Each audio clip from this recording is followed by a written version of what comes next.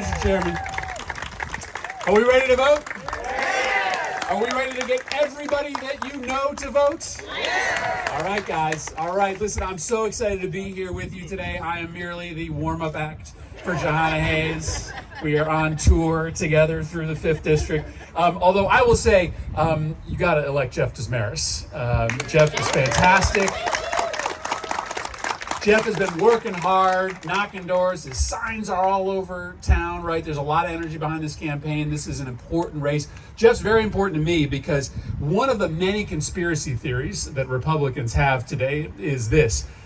There's some Republicans in Connecticut who don't actually think that I walk across the state every year, who think that like I'm, just dropped off at certain locations, and then I pour a little water to make it look like I'm sweating. And so this actually, they actually talk about this online, that I'm not actually really walking across the state. Well, I was walking through actually Watertown this summer, and I happened to stop at Jeff's sister-in-law's house. She was out watering the plants, as I tend to do. I stopped to say hello. Jeff happened to be stopping by at the exact same time. So he is my proof that I actually walked across the state. He saw it. He was there. He's my witness. So listen, I'm just here to tell you this really quickly. This experiment, right, that we have been a part of for the last 250 years, it's really revolutionary, right? I mean, this idea of America is something that we have come to take for granted, but we cannot, right? And the revolutionary ideas, there are two of them, right? The first one is self-governance, the idea that we govern ourselves. And I get it, we're used to it. We've been doing it for a quarter of a century. We think that it's going to be around for another 250 years, but this is still absolutely exceptional. No other democracy has been as successful for so long as ours. But we have this second part of the revolution, right? This second experiment, and that is the idea of being a melting pot. The idea of being a place in which everybody has a role. Everybody feels welcome. Now, we've never been perfect at that, but that idea is just as revolutionary, that we bring people from all over the world, from all different ethnic and religious and racial backgrounds, and they all get to be Americans. And those two ideas, self-governance and multiculturalism, those are revolutionary ideas, right? And every now and again, throughout American history, they come under threat. And every now and again, we got to step up and defend it. So I get it that it's Sunday, people are tired, right? How much more do I have to give? But man, you got a lot more to give. You got a lot more to give. Okay? You got a lot more to give because that's the price of admission in the United States of America. This is not a spectator sport democracy. This isn't one you can sit on the sidelines. You want to do that, go to a dictatorship or an autocracy. If you want to preserve our democracy, if you want to make sure that we wrap our hands around our neighbors rather than see them as something to fear, right? Then you got to step up and do your work in the next 2 days. Are you going to do that? Yeah. That's right. And we got some choices to make here. Bob Stefanowski could have run a whole bunch of different kind of campaigns, but he has run a textbook national Republican campaign, making up these lies about what's happening in our schools, spreading conspiracy theories. We got a governor who has led us through the pandemic, opened up our schools before almost any other state opened them up, has grown jobs, brought companies to this state. We got to go out there and we got to get Ned Lamont reelected as governor. And then I got this guy that I really need to do the job with me, Dick Blumenthal. Get Dick Blumenthal back there. Eric and I and Jahana as well. We're part of a generation of public servants who learned how to do public service from Dick Blumenthal, right? We looked up to Dick Blumenthal. Dick Blumenthal, when he was Attorney General, when he was Senator, before I got there, he takes on anybody, right? Anybody that's screwing consumers, anybody that's sticking it to us, Dick Blumenthal stands up to, right? And I always tell him that, he does his work, that makes a difference, but he doesn't understand how impactful the example that he has set has been, and he deserves your support. I want him back there. I want him to beat Leora Levy by a ton, right? And now I want to introduce you to my friend, because this race is close, but the 5th District is always close. Sharon and I have been through a lot of these races. People in this audience, I was down in my second re-election race by like 6 points heading into Election Day. John is defending a lead, but these races are close in the 5th. These races are always close in the 5th, but we always do our work. We always do our work, especially in those final few days, to make sure that nobody sits this one out. And she may talk about this, but I just want to tell you a little bit about what happened this morning. John and I started the day by doing an event in Meriden with teachers. And George Logan sent out a press release this morning making hay over the fact that we were doing an event today with Connecticut teachers. He called teachers the biggest and most powerful special interest group in America, right? Running against teachers. Now listen, I don't think that George Logan wrote that press release. I think some press flack wrote it for him, but that gives you a little idea of what he's going to be like as a United States congressman, right? He's right now in the final stages of the campaign being convinced that teachers are a bad thing. Well, not in Connecticut. In Connecticut, we support our teachers. We appreciate our teachers, right? Public education matters to us in Connecticut. But he's adopted these right-wing talking points, these teacher-hating, book-banning, pit us against each other right-wing talking points. And it just is a preview of how he's going to be if he was ever to be in Congress. He will take his cues, as he is right now, from the right-wing, most extreme elements of his party. So this choice is clear. Somebody that is literally in the final days of the campaign, hating on public education, criticizing our teachers, and on the other side, the National Teacher of the Year, right? Somebody who, in a short amount of time, in 2 terms, is the go-to authority in the United States Congress when it comes to what our kids need, what our families need to come back from this pandemic, who is the go-to, the leader on nutritional issues. The person who, when we were having a supply chain crisis in this country of baby formula, wrote and passed the legislation that took steps to solve that crisis. Your choice could not be clearer. I've been in these tough races in the 5th before. I know you don't take anything for granted in the 5th Congressional District, but I also know that the people in this parking lot right now have the opportunity to give us an extra hour, an extra 2 hour, make 3 or 4 more phone calls between now and Election Day. You all, right in this room, you have the ability to make the difference in this election for the current and next Congresswoman from the 5th Congressional District, Jahana Hayes. Thanks, Chris. Hello, everybody. We are almost there. I'm going to go off script just for a second because not too much, no sound bites, don't worry about it. But over the last couple days, so much has happened. We've had just volunteers from everywhere, so many stories, people stopping by. Last night, I had a woman drop off, her daughter was 11. She asked her mom, could she come down and help me? And her mother said, is it okay to drop her off? And she was phone banking. We had another man who had stopped at the light, and he said, what are all those people in there doing? And he said, they're trying to get Jahana Hayes reelected. He said, I want to help. Parked his car, came in, and we taught him how to get on Hub Dialer. There's all of these people who have never done this before, who are saying, what can I do to help? And that excites me. So over the, as a part of a campaign, you're collecting IDs, trying to get support from people. And I always joke that in my house, I have wanted a possible vote because I have mine, and my husband's always telling me, well, you got to work for my vote. You got to earn my vote. Oh, yeah. Always. And he looked at me and he said, I'm so proud of you and I can't wait to vote for you. And I asked him what he'd consider, because he never speaks.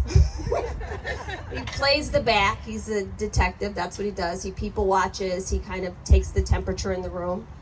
But Milford, can you share with them what you said to me? And you could do it. Come on, Milford.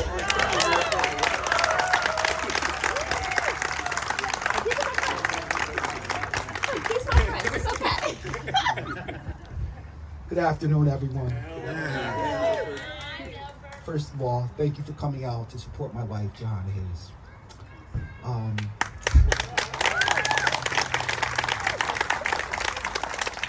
My name is Milford Hayes. A lot of you call me Jahana Hayes' husband. But I assure you, my parents did not name me Jahana Hayes' husband. But I do wear that as a badge of honor because Jahana is amazing. And people say to me all the time, you must be proud of her. And I've always been proud of her. I'm more happy now. I'm happy that people get a chance to see her inner beauty, because the beauty that Jahana Hayes has is greater than her exterior beauty. And you can all see she's sexy. She's foxy. And I love her so much. But like she said, I usually just stand in the back and I observe, because that's what I do. I was a detective in the Waterbury Police Department for 17 years. I worked there for 25 years, and I was an investigator for 17. And I also wore that badge with honor and respect. And to see the lies and the misinformation that's being said about my wife, when people would say Jahana Hayes wants to defund the police, that's not true at all. I've known Jahana since I was 15 and she was 13. We grew up in the city of Waterbury, and I was fortunate to police in the city that we grew up in. And this has been my partner for years. And when I would come home after investigating serious crimes, I would vent to my wife. So she was my therapist. So when people say that Jahana doesn't want the police departments, we do. Because we know that it's a prerequisite to have public safety in your community. Everyone wants to be safe. And so you have to have police officers. So when people spread these lies about my wife, it's offensive. And so I just wanted to just say that today, that Jahana is not trying to defund the police in any way, because her husband was a police officer.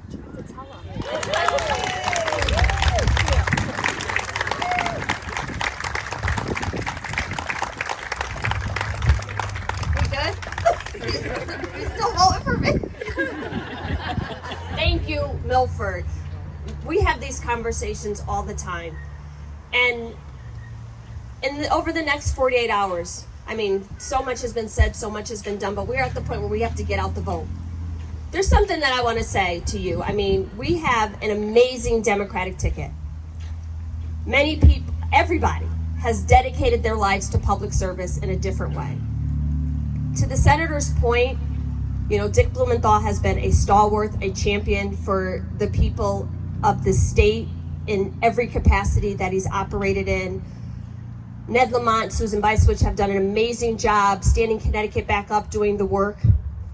And while I respect them all, I learned this job from a different group of people.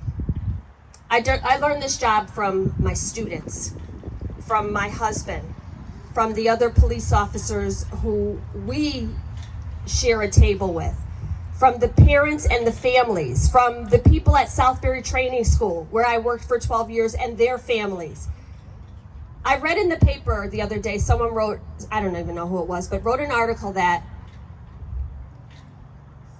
she's still learning because when she walks in a room, she doesn't know who she's supposed to talk to.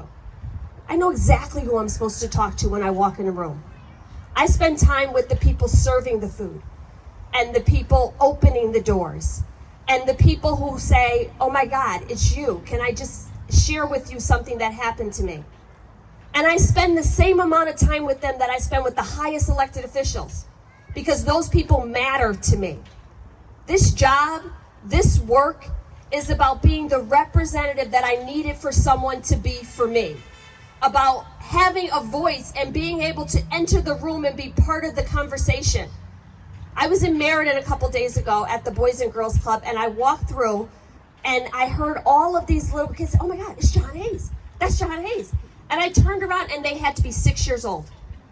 And I ran back over and I said, what do you know about Jahana Hayes? And they said, she's our Congresswoman. And this little girl looked up at me with the biggest eyes ever and said, oh my gosh, she's real. I I tell that not because I think I'm like some mystical superhero, but because kids are paying attention. Because representation matters. Because the voice of everyday Americans have to be included in this conversation. Because for far too long, the oxygen in the room has been sucked up by special interest groups, by the largest corporations, by the wealthiest people in different communities.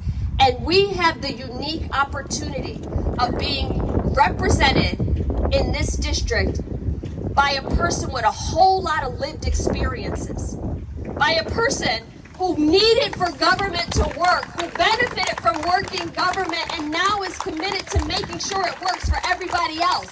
I told you over and over and over again, I know what happens when government works because I am what happens when government works. And if you don't care about any of these issues, if nothing that is on the ballot is important to you today, wait for it, because it's coming. Everything that we care about, all of the people that we love, everything that we hold dear about this country and our place on the global stage is at stake in this election. I am going to be the congressperson for everybody in every community. I don't care if it's the farmers or if it's the nurses, if it's the teachers or if it's the small business owners, if it's the single moms or the unemployed people who have no idea how they're going to stand on their feet again. I'm their congressperson too. So this idea that groups of people are being pitted against one another and the value, the human dignity that people bring is being weighted in this conversation. Let me tell you something. I say it all the time. When I was a teacher, I learned how to love other people's children. I learned how to stand in intercession for other people's children. I learned how to speak up and fight for other people's children. I learned how to carry the weight and the burden for people who could not do it for themselves. As your congressperson, nothing has changed. I have learned how to legislate for other people's families, for other people's issues, for the things that you care about, for our veterans, for our service members, and you taught me how to do that. You all taught me how to do that. Over the last week, my faith in people, in humanity, in the democratic process, in everything that we hold dear has been uplifted, and I have been reminded that it is the people who ultimately decide. I have had canvassers, phone bankers, donors, people calling, what can we do? Teach me how to help you. As a civics teacher, this is my Super Bowl. I am game ready. We are going to get out the vote. I am going to be unapologetic, continue to be unapologetic about helping the people, speaking up for the people, advocating for the people who will never have the agency or the advocacy to do it themselves, and rallying the people who do to join me in that fight. So that's what I'm doing over the next 48 hours. I am so excited. I am so excited because they can't take this. This works. This system that we have, it does work. And it is designed so that when it doesn't work, it is perfectly imperfect in such a way that we have the ability to go back and take a vote and fix the things that don't work. The goals of this nation were to strive to be a more perfect union, not perfect. And anybody who tells you it's perfect, that there's no improvement to be made, does not understand the Constitution. If you were in my class, you had to learn the preamble, and you know all of the things that we do. All of the things that we do. Establish justice, ensure domestic tranquility to ourselves and our posterity. If we are not preserving and protecting our environment, our communities for the next generation, then we're all doing it wrong. I thought that teaching would be the only job that I ever loved that loved me back. And I can tell you, my first couple months in Congress, it was some unrequited love. It was definitely some, but now I feel so good and so proud of the work that we have been able to do on behalf of the people, of the legislation that we were able to pass in the middle of a pandemic when 1 million people died in every community, all 169 of them in the state of Connecticut were reaching out saying, we need help. When schools were closed and I said, I want to open them safely, so that requires the resources. Let's take a vote, let's do the work, let's make sure people are fed and kids don't go hungry, and all of these things happen not only while communities are recovering, but even afterwards, through the rescue and the recovery. So they could put, meaning the Congressional Leadership Fund, could put another $7 million behind the $7 million that they already put in ads to convince you that that was wasteful spending. But I'll tell you today, like I would have told you a year ago, if I had the opportunity to take that vote again today, I would have put that card in that machine and pushed yes, because the people who were helped in this community matter to me. Matter to me. I am so incredibly blessed to be the representative of this district, where no matter what community I'm in, I don't care what the maps say, what the pundits say, what the track record of previous elections say, every community in all 41 towns, I could go in and have a conversation with a real person about the issues that matter to them and tell them why that same issue matters to me. And even if we disagree on the solution to it, humanizing the issues and letting people know, I hear you and I see you. I'll finish with this. I was driving through, and I hope this man isn't watching because I don't want to prompt him to vote now.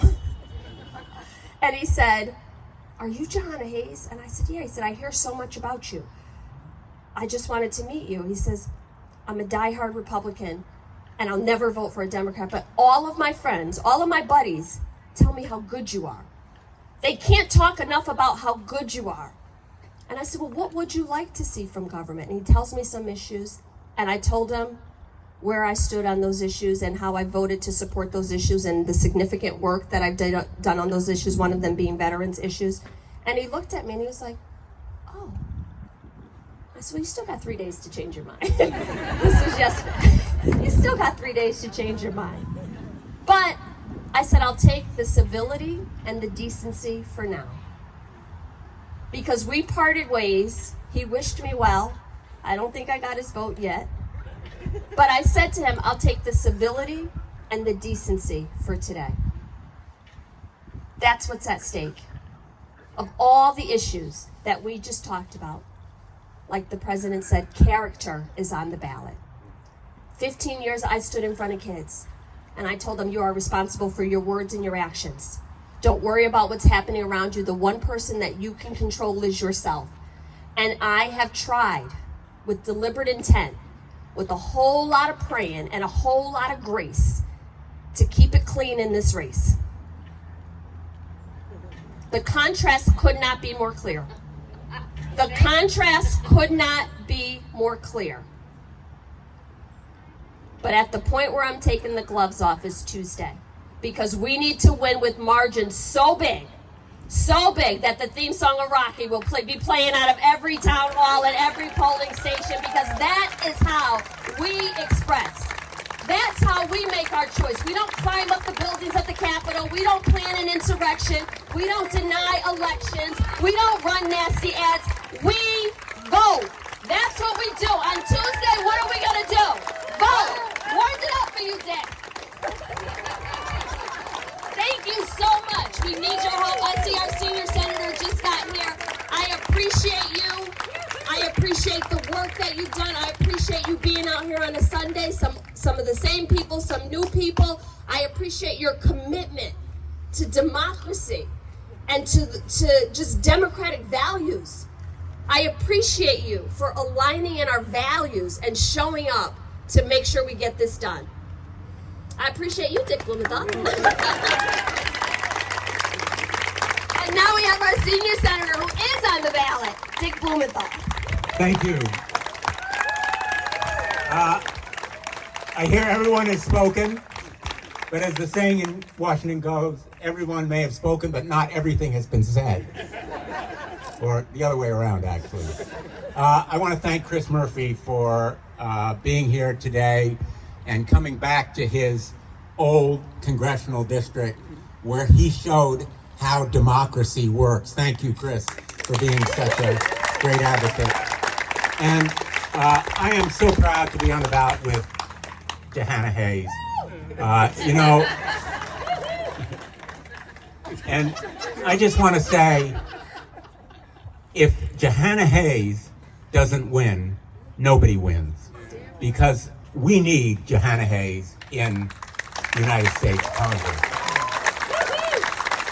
And it's because she stands for decency, for the values that make the Democratic Party what it is, what America is. I just came from a Veterans Day parade and ceremony. I apologize for being late, but it struck me as I was there listening to some of the tributes to veterans that Jahana is the real deal. She works with people hands-on. She listens to them. She's not about rhetoric and speeches. She's about getting things done. And you can agree or disagree with her, but you know she speaks from her heart. She speaks as a teacher, as a public servant.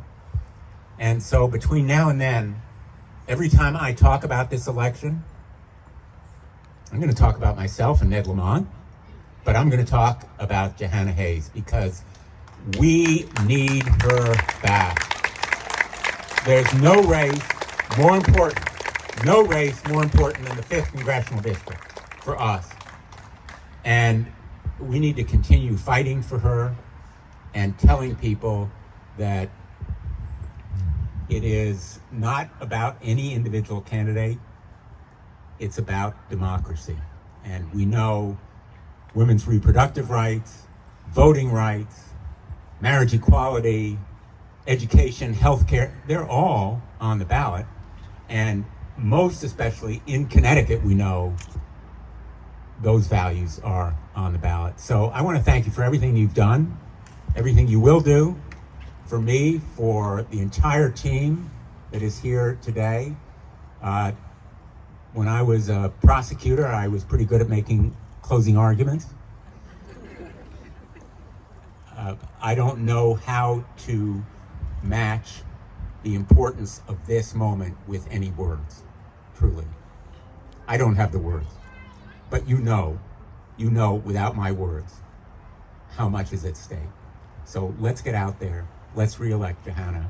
Let's make sure there's a big Democratic victory and put to the lie this stuff about a red wave. We're going to have a blue wave this Tuesday. Thank you all.